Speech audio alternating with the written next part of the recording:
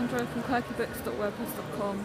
I am live at the Success 2015 seminar, otherwise known as the National Achievers Congress 2015. I'm having a super awesome time. I'm walking back to the seminar room now.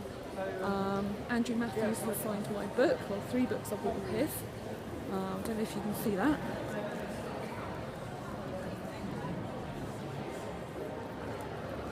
Hi, it's Sandra from quirkybooks.wordpress.com.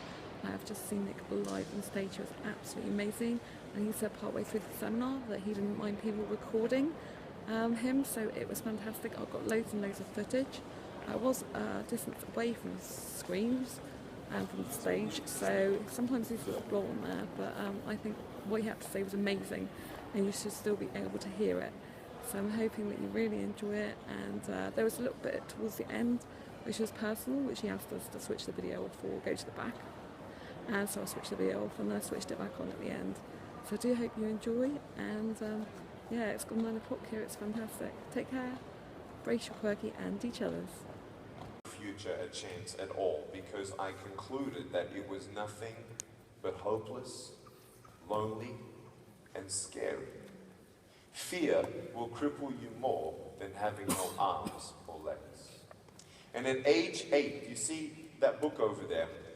Let's say that this is a timeline across the table, and this is present day. I'm 32 years old, I'm an author, I'm a speaker, I'm a singer, I'm a songwriter, I'm a husband, I'm a father, I'm an evangelist, I'm an entrepreneur, blah, blah, blah. Now here I am at 8 years old. I didn't know that that was ahead, and that I would be happy, that I have purpose, that I have peace, that I have strength and joy. Okay?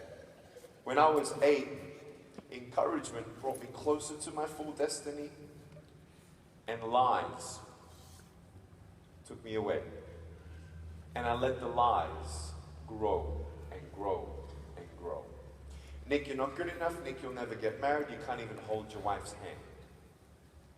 You can't even pick up your kids when they're crying. You're not going to have a job. You're just going to be a burden to your parents. Just give up. At age 10, I tried to commit suicide. And I'm glad that I'm still here. The only reason why I did not go through with the suicide was because of one thought.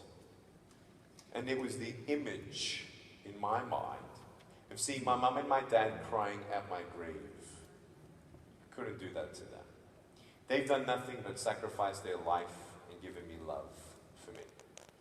So I didn't want to leave them with that pain. Parents, your love and your initiation of intentional planting of seeds of love, affirmation, and faith grow without you knowing. You might see your teenagers going through rebellious times, and I don't have a teenager yet, but I've spoken to millions of teenagers face to face. 2 million face to face. I want you to know that in your life, every interaction that you have with your family, with your friends, with your work colleagues, if I look at you and I just stare at your forehead or I stare at your lips instead of looking at your eyes, you could nearly say that even if I come up to you and sort of look at you for a second and then look away, some people sort of interact with you as if you're not even there. When you interact with someone and you look at me in the eyes and you say, "Hi, how are you?" "Oh, I'm fine." But you know deep down something about that fine that she just said or he said, there's something not fine. No, really, watch this. Then you say, "No, really, really, are you okay? Do you want to go have a coffee?" Regardless if they say yes or no, do you know what you've done? You've planted a seed in their mind and their heart that they're actually worthwhile of those couple seconds that you took. When you look at strangers down the street, you don't know who's already thinking that they are worthless and they are invisible because of what their family has done to them, or their best friend has done to them, or their husband or their wife, and you look at them and you just take a second to look them in the eye, in the soul, in the windows of their soul, and smile. Or you're at a cafe and you buy someone a coffee. For what? Just because. Now, I'm not not a good person for the sake of me going to bed and saying, I'm a good person. I'm not a good person to do good deeds, to just tell my ego, hey, did you see that? Yeah, Nick, that was pretty good. Oh, thanks, Nick. I don't do that. I do good to plant seeds for them to find their full potential. For them to know that they're loved. Tell yourself first the truth of your value, and then emanate that to others. That's what my parents did for me. When you realize the lies, they're just a voice. You know what you can do in that voice? Talk to the foot because the ears ain't listening. And you turn around and you take one step at a time, one step at a time, one step at a time. Now here's the key, the practical steps. Here it is. I'm going to give you 7 points today that you can always come back to. Number 1, an attitude of gratitude. Everyone say, I am thankful. I am thankful. Let me tell you, one day I'm on the football field and my friend is kicking a soccer ball to me, and I'm a short guy, okay? And the ball was coming at me like a missile. Do you understand me? I was so scared my knees were shaking. The ball was coming at me, and I'm thinking, man, what am I going to do? What am I going to do? It's going to hurt me. So I'm thinking, can I headbutt it? No, it's a little bit too low to headbutt. Can I kick it? No, it's a little bit too low to kick. So, you know, like the Matrix, everything goes in slow motion. I jump up in the air, and I do a karate kick in the air, and I go, whoo, like this. And the ball came, bent my foot backwards, bent it on itself, and I heard a and I was like, oh! And my foot went, oh! I love my foot. I got 2 toes. Peace. I can type 43 words a minute on a normal computer, and after 2 cups of coffee, 53 words a minute. Okay? This little foot, I need this thing. I was 13 years old when I sprained my foot, and I was in bed for 3 weeks. Staring at the ceiling. Like, man, I'm disabled. And I realized something. Stop complaining about what you don't have and be thankful for what you do have. Point number 2, you don't know what you can achieve until you what? Try. You did that. Good. Point number 3, when you fail, you're gonna what? Try again. Good. Try again. Good. So number 1, be thankful. Number 2, you don't know what you can achieve until you try. Let me show you what courage is. No, I'm not going to jump off the table, okay? But watch this. If I'm on this stage and no one is here, I don't know what your definition of courage is. But courage is not the absence of fear. Courage is when you do something, even when you're afraid. If no one is here in this room to help me off this table, and a fire is coming through the room, will I or will I not jump off the table? Yeah. Same pain, same fear. What changed? Situation changed. It's not just situation. There has to be a revelation of a situation. Which means then a revelation of a situation is that you found something that you did not have before. What is that word? Starts with purpose. It's purpose. Do you like the way I said that? Purpose. When you know why you gotta do what you gotta do, then you have the strength to do what you gotta do. You don't wait till you're not afraid. We're all afraid. Let me tell you. I'll give you, what do you got? The 3, did I give you 3 points? Let me give you 4, 5, 6, 7, and then I'm going to share with you how all these points were plugged into in how I became a speaker. Point number 4 is obstacles equals opportunity.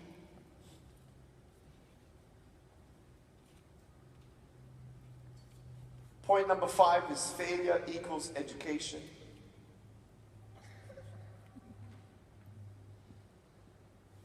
Point number 6 is dream big.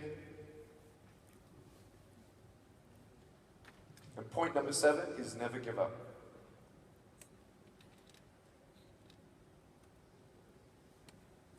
Good? So I was 17 years old, and you know my humorous self as a teenager, doing many things and sparking up conversations with different strangers, but a conversation that I never thought I'd really have was with the janitor at my school one day. I would wait every day for my taxi to take me home, 1 hour after school. And he saw me alone, he came a little closer to me, and I came a little closer to him, and we started talking. We became friends very quickly. Indian man, his name was Arnold. After 2-3 weeks of just talking and being friends, he looked at me one day and he said, "Nick, you're gonna be a speaker."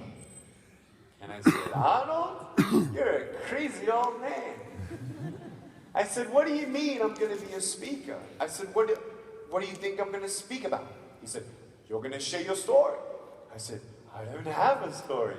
He said, "Yes, you do." I said, "No, I don't." And he said, "Nick, don't you know about the student support group that meets every Friday at lunch? And they just share from their heart?" I said, "Yeah, I know about them." He said, "Well, why don't you go there?" I said, "No." I said, "Leave me alone, man. You don't know what you're talking about." I thought he would leave it and let it go. The very next day, "Hey, you need to go. Go and speak." I said, "No, man, leave me alone." The next day, I started hiding from him. He comes and finds me. This happened for months. And I said, "No, no, no." He twisted my arm and I said, "Yes." I went there and I spoke in front of 10 students. And I didn't know what to share. My palms were sweaty. But I just spoke from the heart. And when I was done, I looked up and I saw a girl cry. I said, "Are you okay?" She said, "Uh-huh." I said, "What's wrong?" She said, "Nothing." I said, "Why are you crying?" She said, "I was just touched." I said, "Who touched you?" I was ready to headbutt someone. I'm like, "Who just touched her, man?" And then I realized, no, she was touched in her heart. I'm like, thinking, "Really? Really?" She said, "Uh-huh." They said, "Can we have your number?" I said, "What do you want my number for?" They said, "Well, we want to call you." I said, "What do you want to call me for?" "Oh, we want you to speak again." I said, "For what?" So I gave him my number and I started getting calls, and I did this church and this youth group and this student support group and blah, blah, blah. I spoke about 12 times between ages 17 and 19. I came home one day and I saw my mom and I said, "Hi, Mom." And she said, "Nicholas." She calls me Nicholas when she's angry. "Nicholas." I said, "Yes." "We need to talk."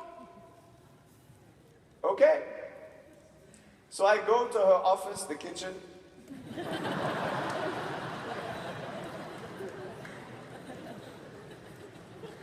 Normally the wooden spoon is very close.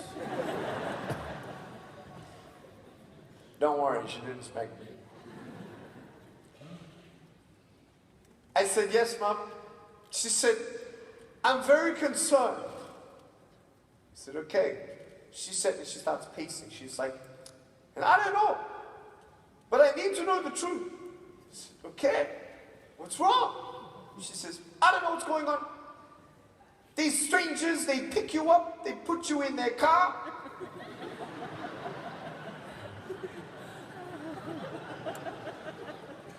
You go for a couple of hours and then you come back and you're happy and they're crying."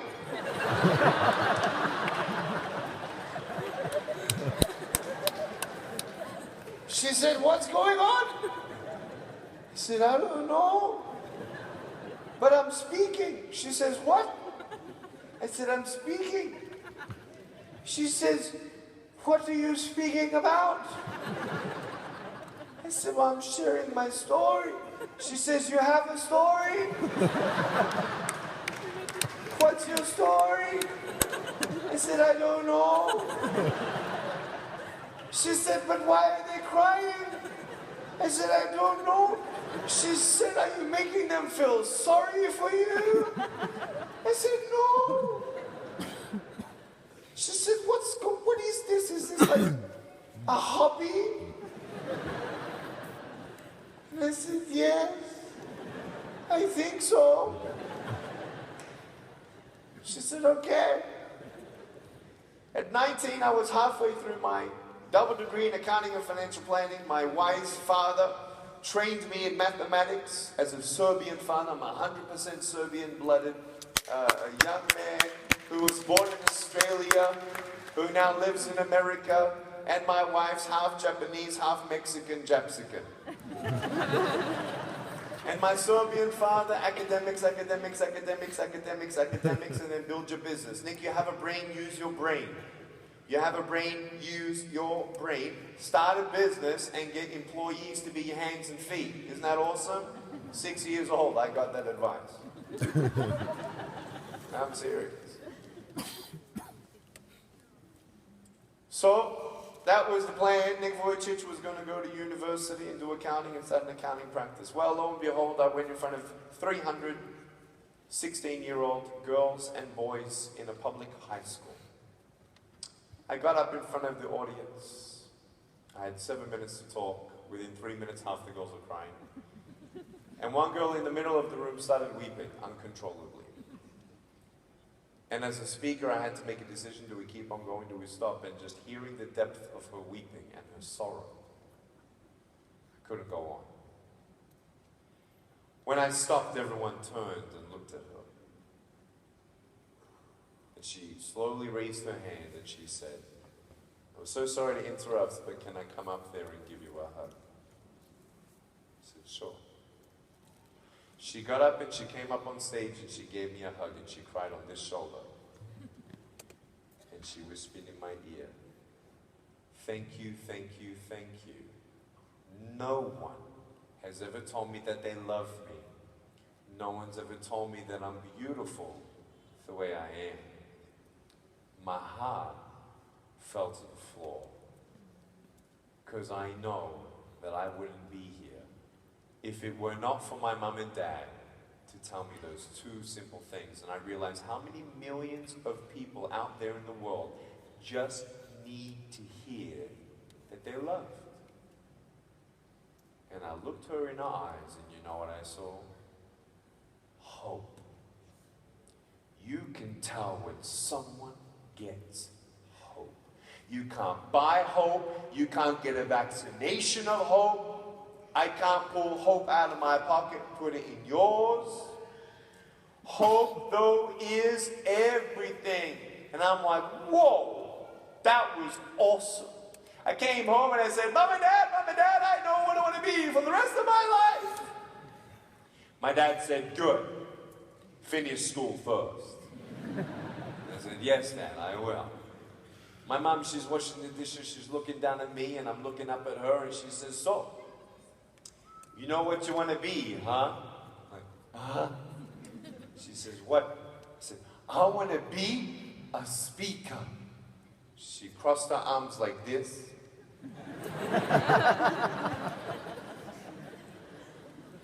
Said, "Come again? You want to be a speaker? Like a job?" And I said, "Uh-huh." She said, "Do you know any speakers who have that job?" I said, "No." She says, "Are you going to get paid?"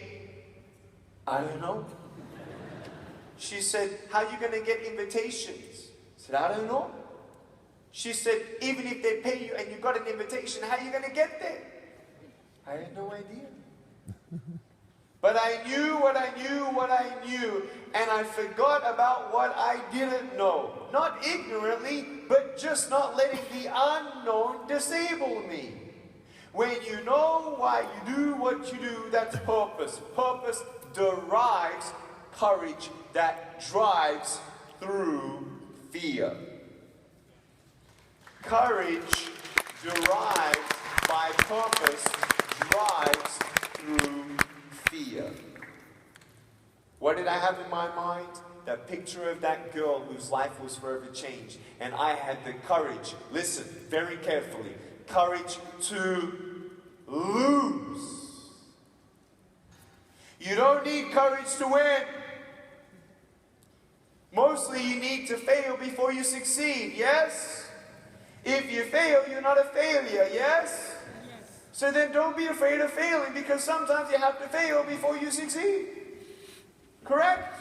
Right. So I didn't care how many times I needed to fail. When I saw that I didn't know how to do marketing, it's okay. I didn't see it as a barrier. I saw it as an opportunity. Failure equals what? Education. So what did I do? I hate reading books, so I didn't get a book about speaking.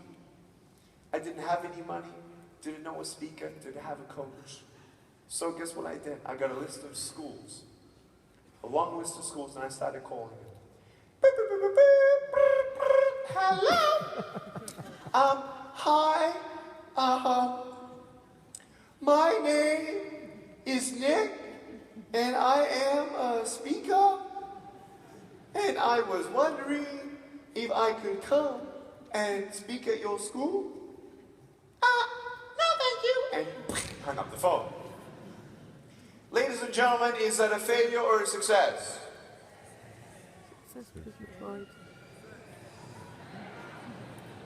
I will ask it again. Ladies and gentlemen, is that a failure or a success? Success. Put up your hand if you said failure. Yes, one more step. You're correct.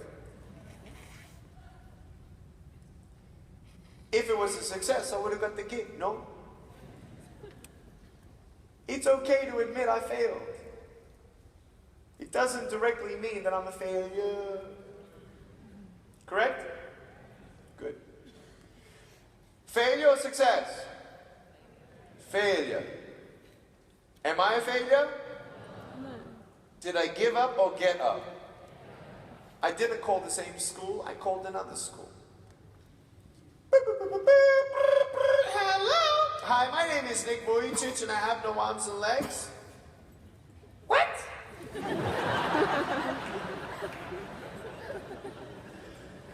said, I have no limbs. She said, how are you holding the phone? And I'm like, why is that so important? I don't understand.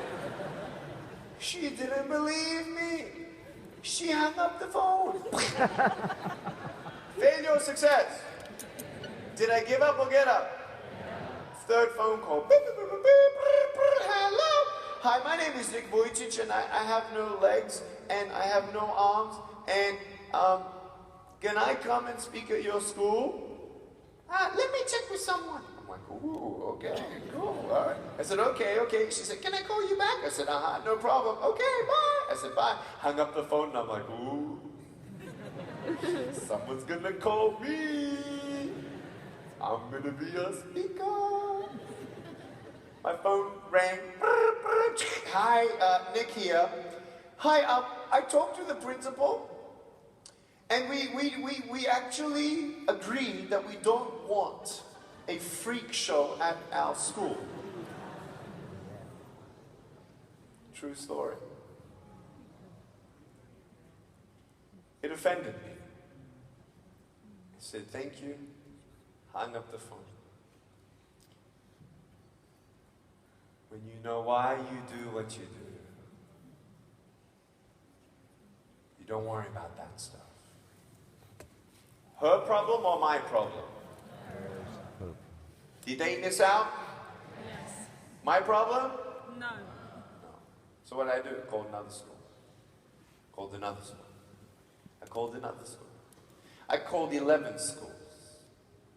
18 schools. 23, 29, 34, 41, 48, 52 schools said no. And every time I got a no, I got better and better and better and better. Let me me show you how the 53rd phone call went.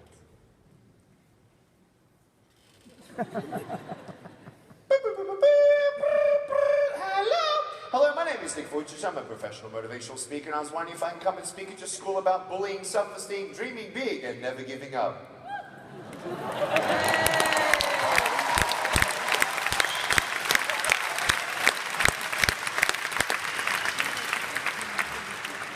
She said, okay.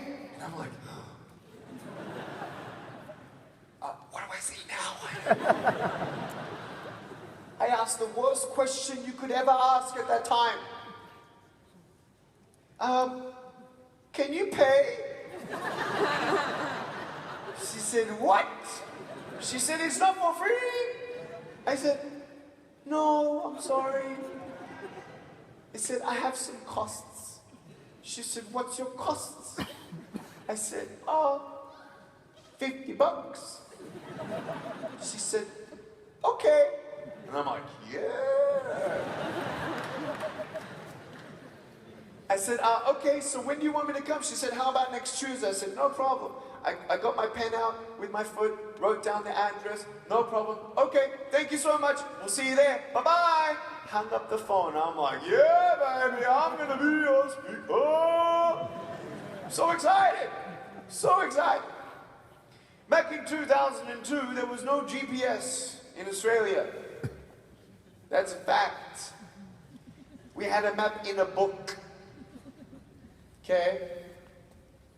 So I got the book out. And I'm trying to find this place. And I'm turning the page and turning the page, and it's like getting further and further away. I'm like, hold on a second. I'm like, oh no. You see, when you call 53 schools, you start calling schools that are not in your city. This school was a 2.5-hour drive. One way. I'm thinking, man, today is Thursday, the gig's on Tuesday. Maybe if I start walking, I'll get there on time. What am I going to do, hitchhike? Maybe I should just mail me there. Small package, I don't know. How much can it happen? I don't know. So I wasn't going to ask my parents for help because they didn't believe in my dream. So my brother, he's 16 years old and he's watching TV. Changing the channel. I come walking in the room. I say, hey, Aaron. He says, hey. I say, hey, Aaron. He said, yeah. I said, I got some good news. He said, what's that? I said, the school wants me to speak. Oh, yeah. That's nice. I said, wait, you want me to take you, huh? I said, Aaron, please, you don't understand. I go 53 schools and so much is on the line and I really need to go and I want to be a speaker. I can't cancel. He said, okay, calm down. Where is it? I said, it's in my room. The address is in my room.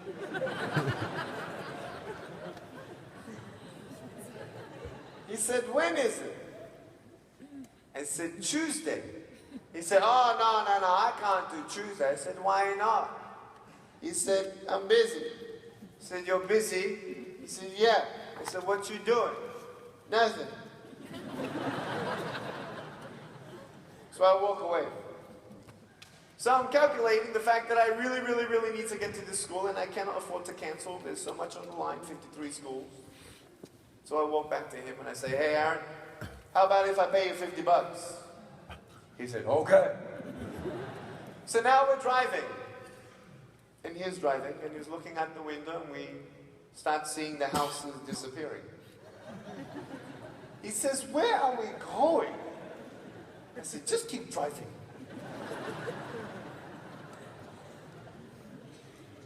He says, looks like we're going into farming area. Did you know that? I said, yeah. He said, do you even know how many people are at this school?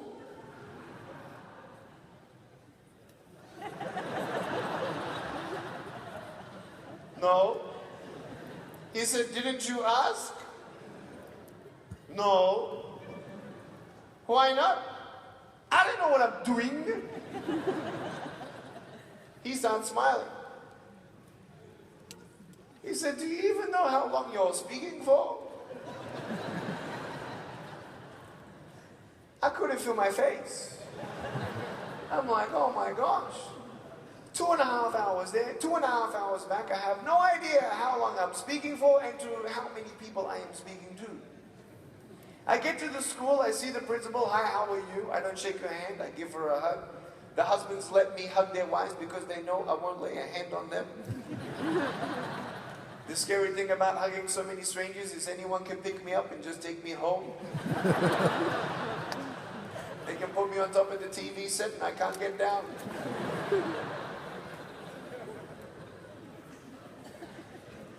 So I hugged the principal. She says, thank you so much for coming. I said, no problem. Thank you for having me. I said, I just have 2 questions. She said, sure. I said, how long would you like me to speak for? Oh, 5 minutes. Is that okay with you? My brother laughed out loud. He had to walk away. He couldn't help himself. Meanwhile, I'm having a heart attack. I can't breathe. Did she just say 5 minutes? Really? Seriously? I said, oh, that's fine. I said, and how many people are we speaking to? She said, oh, we're so excited. We have all the leaders in the school. 10 of them. My heart dropped. I felt dead on the inside.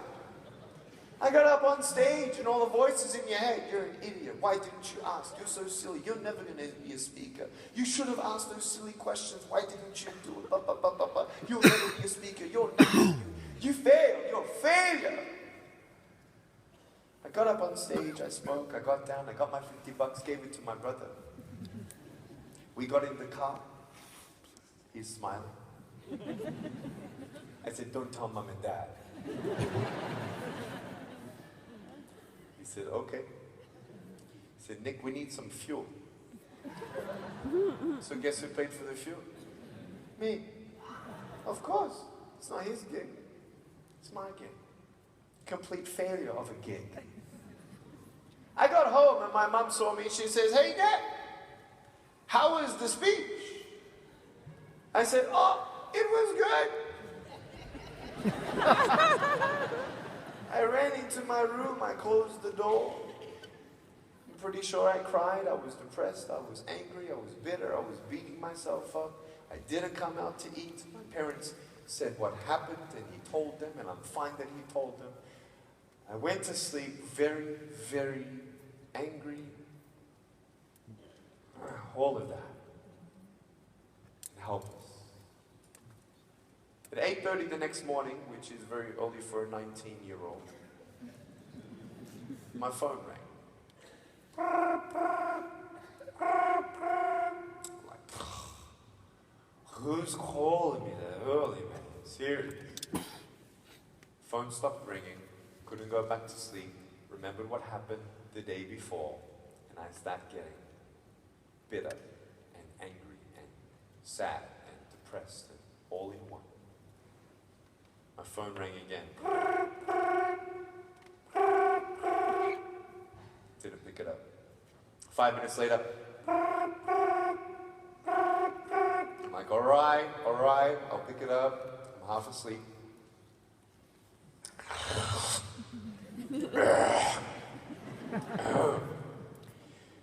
Hello? Hello, is this the Vijucic Motivational speaker? Yes, hi, good morning. How can I help you? We heard that you speak to students about never giving up. I said, She said, we need you at our school. I said, okay. She said, we heard that you did a great job, and look, well, we found out where you're located. We're not far away from you, and we really want to explore how do we bring someone like you to us.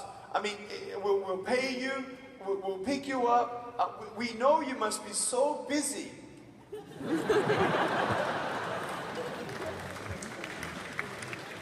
I said,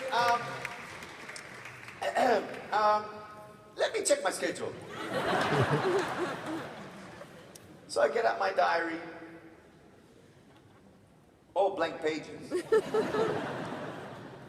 I turn a blank page, I turn another blank page, I wait for a couple more seconds, turn another blank page. I said, how about next Friday? She said, great. I said, great. So I wrote down the address just in case. They wrote down mine. They were going to pick me up. They're going to pay for me, blah, blah, blah. We closed the deal. She said goodbye. We hung up the phone. It was one of the best days of my life. Why? Not because Nick would become a speaker, but because that was a chance to change someone's life. When you know why you do what you do, and you keep your priorities right. Number one for me is faith. Number two is family. Number three is mission. I'll say it again. Number one is faith. Number two is family. Number three is mission. I don't know what your top priorities are, but those are mine. And the moment that Nick Vijucic becomes at all, minutely, microscopically prideful, is when Nick's ego will stop his full potential. I am no more valuable than anyone. I am not the source of hope. I'm just a messenger. I call it more like me being a servant. And that's not a fake humility, I'm telling you. Because until you become a servant in your heart and your mind, you'll never become a great leader.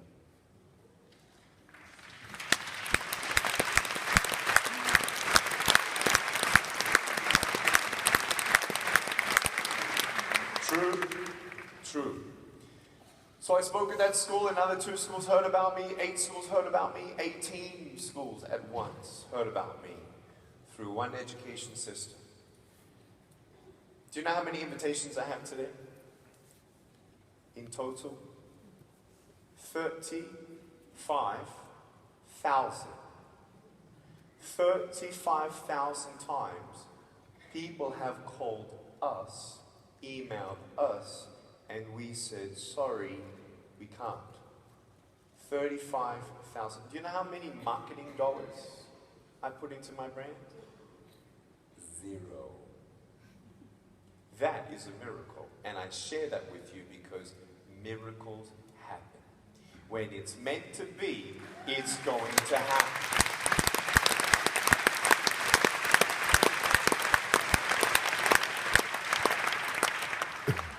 Dream big. I want to dream big, man. I want to dream bigger than big. I want to dream bigger than bigger.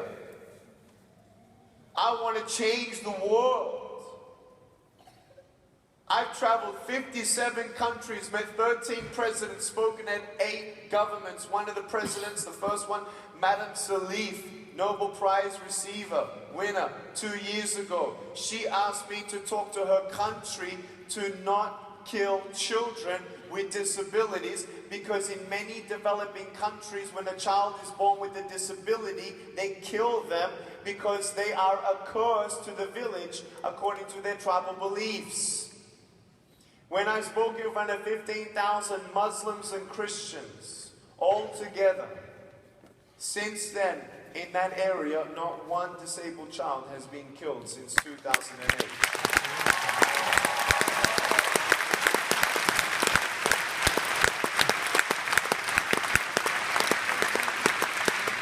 There was a country in Southeast Asia where a limbless child wanted to go to school, and even when the principal said yes, the teacher does not like this and puts that child out on concrete with ants in the hot sun with no water, a 5.5-year-old girl left outside for an hour and a half while the kids get education on the inside. We went to that country, and man, she's going to become president of that school, let me tell you. I want you to know that when you can make a difference in one person's life, your mind opens up. If you're depressed, the greatest medicine of all is to stop looking at your stuff and go help someone else. Go help a child who's dealing with leukemia and the chemotherapy, who hasn't smiled since they can remember. Go and put on a stupid clown mask and go take a ukulele and do something silly to make that person smile and give the parent a break. Do something. Go feed the homeless. Go to some orphanages. There are 1 billion people going hungry today. 1 billion people, and there are $400 million worth of resources standing on the borderline of Nepal. And you can't get it in because of red tape. And that's why you have people like Sir Richard Branson, who builds his own runways in a country that needs help, brings a 747 of 600 motorbikes with 600 doctors, with 600 clinics of all the tools and stuff, and 600 people go to 600 villages. And they come back and they take off. They get around the red tape. There are ways to get around the red tape. There are ways to feed every hungry mouth. There are ways to educate every single person on the planet. But unfortunately, there is pride and greed in this world that stops us from really giving everyone an equal opportunity. Where incubators are, wait a second, incubators are $40,000. Incubators that save babies' lives are $40,000. How much is a life worth to someone? And because of some intellectual property, guess what? This is how stupid the world is. This is how greedy humankind is. And whoever even invented the incubator, even if they gave it away for free, someone would have stolen the patent and then make money. And making money means people have to pay for something that they don't have to pay $40,000 for, but probably only $500. How do you get around that? Is it impossible? No, it's not impossible. There are 10 million slaves in the world. That's not okay for me. I want to do something while I am here. I want to make it count. I want to make eternal differences in lives. Because there's nothing else for me. My soul lives and everything else dies. Everything else I have is gone. That's why you live your life with an open hand. Because a closed hand can't receive more. You did not choose to live. You can't choose when to die. And I'll tell you right now, I can choose to make the world a better place.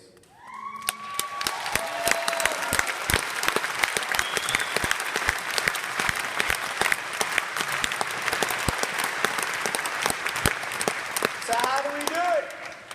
It actually isn't that complicated. You get 400 million people who decide one thing. Let's end world hunger, please. Just 400 million of us.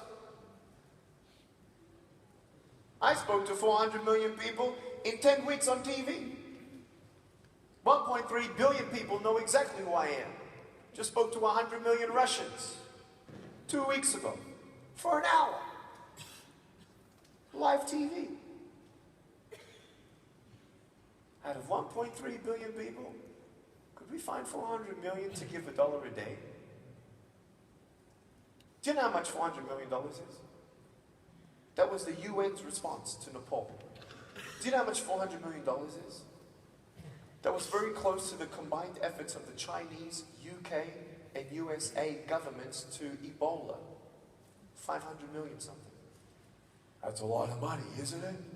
Man, if 400 million people gave $1 a day, we could give that any day. 7 days a week. $2.8 billion a week. More than $100 billion a year. Do you know what you can do with that? You can build hospitals, schools, start entrepreneurial schools. You can give microloans. I think it's something to fight for, don't you? I think it's something to dream about. So, that's our goal. I have 6 million followers on Facebook, and we are a little annoyed at Facebook.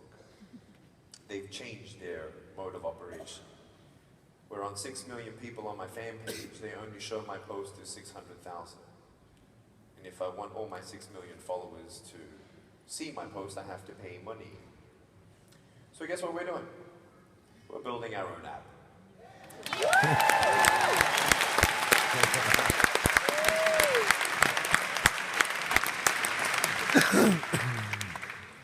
Put your hand up if you want to change the world. Go. Put your hand down. Put your hand up if you're a teenager. Oh, I see a couple. Put your hand up if you still wish you were a teenager. Good.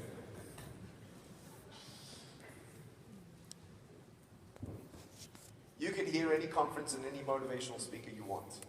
You know what the bottom line is? What are you going to do with what you heard?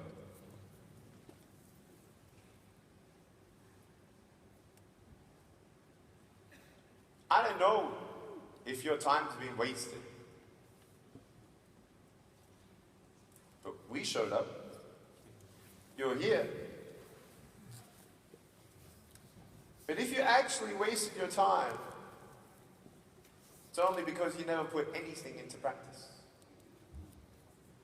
If you only put one thing into practice, then you didn't completely waste your time. Who wants to be generous in their life? Put your hand down. If you ain't generous today, why do you expect to be more generous tomorrow? If you ain't generous with $1,000, you ain't going to be generous with $10,000. If you ain't going to be generous with forgiveness, you're not going to be generous with your wallet. If you ain't going to be generous with patience and kindness and meekness and self-control in times where you could totally lash out at people, then you're not going to really have a control on really thinking through what you really want to do, who you want to be, and what you want to accomplish. I want my son to know his father. Period. I want to be his friend. I want him to know his father as a generous man, as a kind man, as loyal to his wife, a friend to his kids, and a world changer, a servant of God, and someone who loves everyone as best as he can. Who are you and who do you want to be? Are you a giver or are you a taker? Are you a dreamer or are you a destroyer?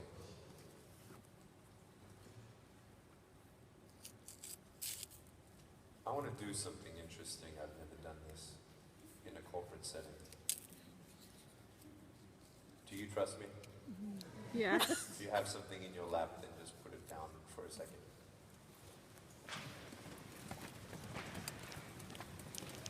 Sit up straight.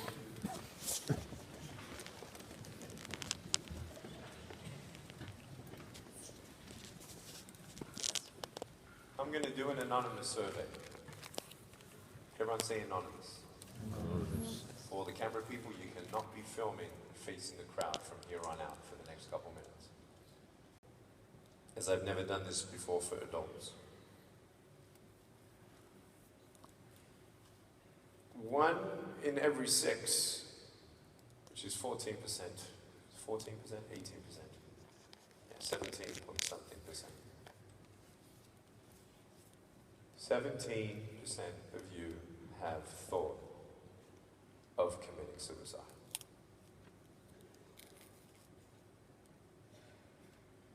A lot have tried. In this room, half of you have tried to commit suicide, of the 17. About 8% of you. It's 1 in 12. And about 20% was because of abuse by someone. And I know some would overlap here, but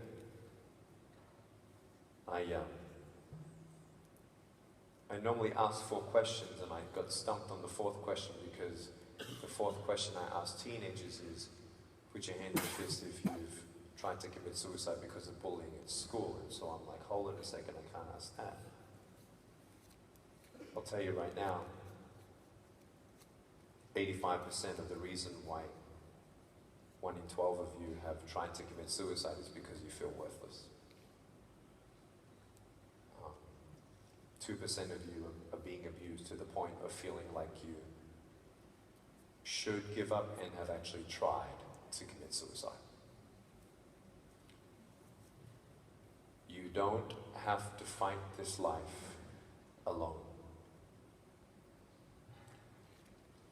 I'm not going to tell you to change your religion. That's not what I'm going to say, but I'm going to say this.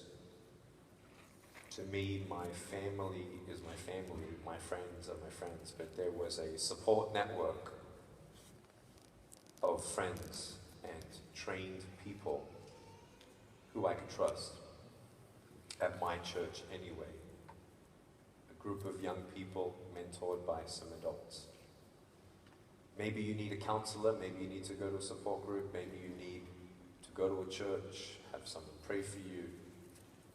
I know many people don't become Christians because of Christians, and I'm sorry for that. But in your own journey, please know you don't have to fight this alone. It's not a battle to fight alone. If you're being abused, tell someone. That's not your full potential. Each of you and I together have not reached our full potential because we're still alive. One thing to remember is the fact that you're still here. If it's 1 in 12 and it's 1,800, I mean, we're talking about 200 people have actually, 17%. I'm trying to do the calculation. My goodness. 300. 300 of you have thought of committing suicide, and 150 have tried. Don't ever give up. You don't know what miracles can come from your broken pieces until you give your broken pieces a chance. And I'll tell you one more story. There was a speech where there was a child being held up above the crowd. This child had no arms and no legs, just like me. He had a little foot. And we brought him up on stage, and he was so cute. And he's looking up at me, and I'm looking down at him. And I can't give him a high five, so I gave him a low 2. And everyone cried. It was a miracle. I hugged him and I looked at him and I knew what he was going to go through as a young boy. The bullying, the teasing, the fear of never finding hope. You know how cool it would have been if a limbless man came to my school and told all my bullies to shut their mouth? It would have been awesome. Didn't get that miracle, but now I'm that miracle for him. I saw my mum hug his mum and my dad hug his dad, and they cried. It was incredible. 3 years ago, I went to his school and he was getting bullied and teased, so I went in my wheelchair and I ran them all over. I didn't, but I went there and I shared a message of love. Now he's the coolest kid in the school. Now we have to talk to him about humility. We're going to be swimming in my pool in a couple of weeks, as my son also learns to swim. Daniel already knows how to swim. His parents were afraid to have more children, but then they talked to my parents and they had more children. And he has a sister with arms and legs. It's incredible. If you look at your life, no matter what you've been through, what if in 10 years you come across someone who's going through the same thing that you've been through, and they're suicidal, and you help tell them to stay and don't quit, don't give up, get up. If you can help one person, is your life worth living for? Yeah. So don't give up. Know from the bottom of my heart, I love you, and I believe in you, and I hope you reach your full potential and find peace within your soul. I love you very much. Thank you for listening. The thing that we all do believe is that every human being is valuable, and to never give up is the most powerful decision you could ever make. I love you with all my heart, and I appreciate that.